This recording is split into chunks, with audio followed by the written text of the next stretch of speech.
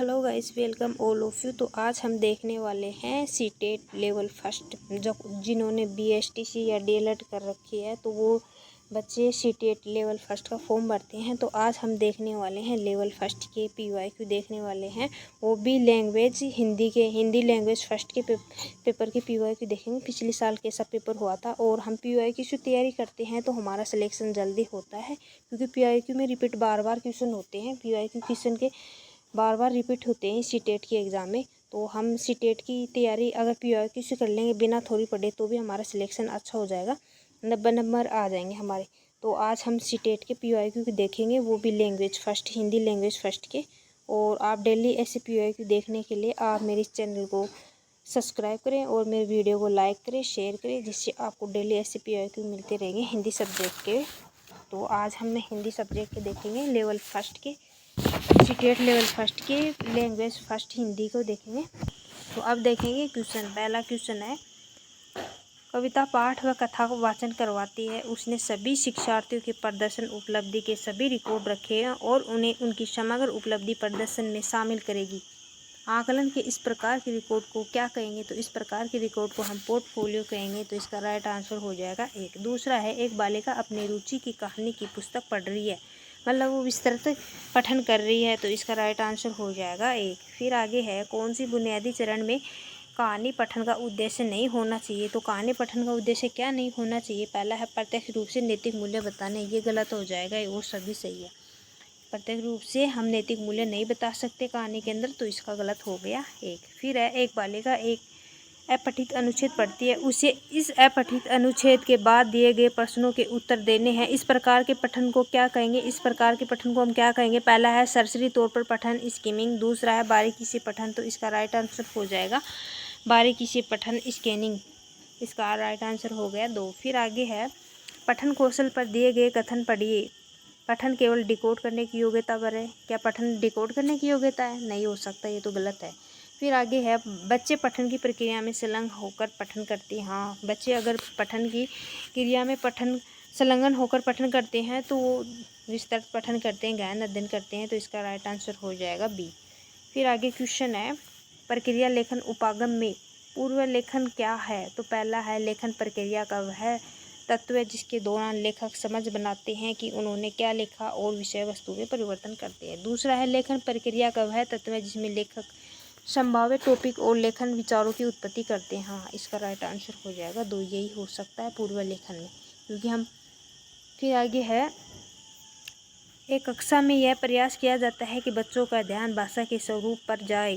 इसके लिए दीवारों, कक्षा, पुस्तकालयों, ऑडियो, वीडियो सभी प्रकार का प्रयोग किया जाता है। तो इसे किस रूप में वर्णित करेंगे? तो इसे पहला है भाषा बोधगम्यता। नहीं, भाषा बोधगम्यता में नहीं कर सकते। दूसरा है निवेश समृद्ध परिवेश, क्योंकि जैसा परिवेश होगा बच्चे वैसी भाषा सीखेंगे। तो इसका राइट आंसर हो जाएगा 2। फिर आगे क्वेश्चन है, भाषा संप्रेषण के लिए एक प्रभावशाली उपकरण है। क्या भाषा संप्रेषण के लिए एक प्रभावशाली उपकरण है? दूसरा है, भाषा सामाजिक संदेश संप्रेषित करने में मदद करती है। हाँ, ये दोनों सही हैं। भाषा संप्रेषण के लिए एक प्रभावशाली उपकरण भी है और सामाजिक संदेश संप्रेषित करने में भी मदद करती है। तो इसका राइट आंसर हो जाएगा 3 और व्याख्या भी सही कर रही है। इसका राइट आंसर हो गया 3।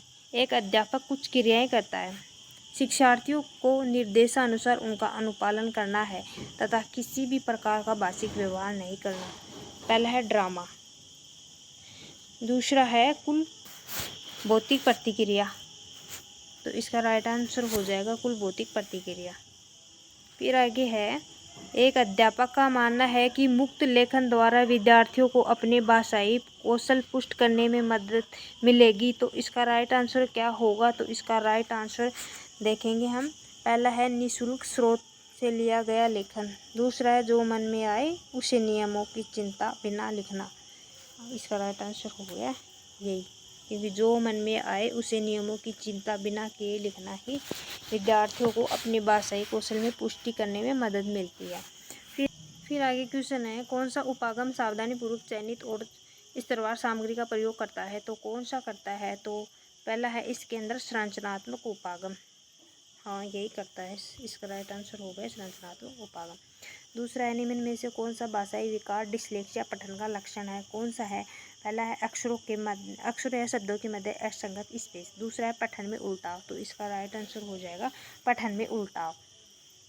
फिर आगे है उद्गामी साक्षरता के किस सिद्धांत को वाइगोत्स्की का समर्थक नहीं मिला? किसको नहीं मिला? बालक निर्देशित खोजबीन। दूसरा है सहयोगात्मक अधिगम। तीसरा है वयस्क निर्देशित अधिगम। चौथा है ड्रिल और अभ्यास। तो इसमें हो जाएगा ड्रिल और अभ्यास, ये नहीं हो सकता और सभी सही है।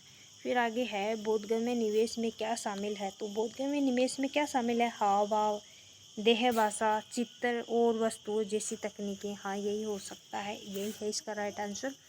फिर आगे है व्याकरण शिक्षण का निगमनात्मक उपागम कहलाता है कि हमें पहले क्या करना चाहिए? पहला है नियम प्रस्तुत करने चाहिए। हाँ, नियम प्रस्तुत करने चाहिए, इसका राइट आंसर हो गया एक। फिर आगे क्वेश्चन है गंगा का पर्यायवाची नहीं है। गंगा का पर्यायवाची कौन सा नहीं है? पहला है सुरसरी, दूसरा है जानवी, तीसरा है भागीरथी, और चौथा है सरिता। तो इसका अंदर हो जाएगा सरिता। फिर अगला क्वेश्चन है यह संसार अश्रु सागर में डूब रहा है, रेखांकित पद के स्थान पर कौन सा शब्द प्रयोग कर सकते हैं? तो कौन सा शब्द प्रयोग कर सकते हैं? पहला है जलोढ़, दूसरा है जलद, तीसरा है जलज, चौथा है जल्दी। मतलब रेखांकित शब्द में ये जल्दी शब्द आ जाएगा। ये अश्रु सागर मतलब सागर में डूब रहा है, जल्दी समुद्र के लिए आता है। आगे क्वेश्चन है परमात्मा में समास है, तो परमात्मा में कौन सा समास है? तो पहला है कर्मधारय, यही होगा परमात्मा में। आगे है परम है जिसकी आत्मा, मतलब इसके अंदर कर्मधारय समास हो गए, ऐसे हम समास वगैरह करके देख लेंगे। फिर आगे है समूह से भिन्न शब्द है। समूह से भिन्न शब्द कौन सा हो सकता है? तो पहला है साधक, दूसरा है साधना, तीसरा है मोक्ष और चौथा है स्वार्थ। तो साधक, साधना, मोक्ष ये सभी होते हैं, लेकिन ये स्वार्थ तो अलग ही हो गए, इसका राइट आंसर हो जाएगा 4। फिर आगे है कविता का मुख्य स्वर है। कविता का मुख्य स्वर क्या है? श्रृंगार है पहला, दूसरा है आशा, तीसरा है विषमता, चौथा है वीरता। तो इसमें हो जाएगा वीरता। कविता का मुख्य स्वर वीरता होता है, तो इसका राइट आंसर हो जाएगा डी। फिर आगे क्वेश्चन है कविता के अनुसार मनुष्य को अपनी मदद स्वयं करनी चाहिए। हाँ, स्वयं करनी चाहिए, इसका राइट आंसर हो जाएगा 1। फिर आगे क्वेश्चन है वीर मनुष्य कठिन से कठिन कार्य कर सकते हैं, यह भाव कविता के किस पंक्ति में निहित है? किस पंक्ति में निहित है? पहला है मानते जो भी हैं, सुनते हैं सदा सबकी कई। दूसरा है आज करना है जिसे करते उसे है आज ही। तीसरा है बोलकर वे दूसरों का मुँह कभी ताकते नहीं। चौथा है कौन ऐसा काम है वे कर जिसे सकते नहीं। तो इसका राइट आंसर हो जाएगा ये 4।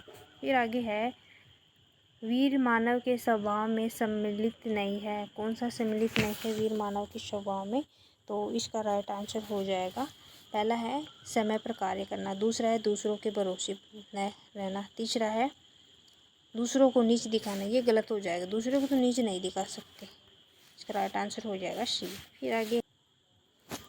फिर आगे क्वेश्चन है मुँह ताकना मुहावरे का अर्थ क्या है? मतलब वो मुँह ताक रहा है, दूसरों की मदद की अपेक्षा करना, दूसरों से मदद की अपेक्षा कर रहा है, तो इसका राइट आंसर हो जाएगा सी। फिर आगे क्वेश्चन है समूह से भिन्न शब्द है। समूह से भिन्न शब्द कौन सा है? तो इसके अंदर तकते, करते, कहते, काम, तो इसके अंदर हो जाएगा काम। ये काम भिन्न है और सभी समान है, तो इसका राइट आंसर हो गया 4। ऐसे ही डेली PYQ देखने के लिए आप मेरे इस चैनल के साथ जुड़े रहिए और मेरे चैनल को लाइक करें, मेरे चैनल को सब्सक्राइब करें और मेरे वीडियो को लाइक करें, शेयर करें। डेली ऐसी ही मैं PYQ कराऊंगी जब तक सीटेट की एग्ज़ाम नहीं लगेगी तब तक।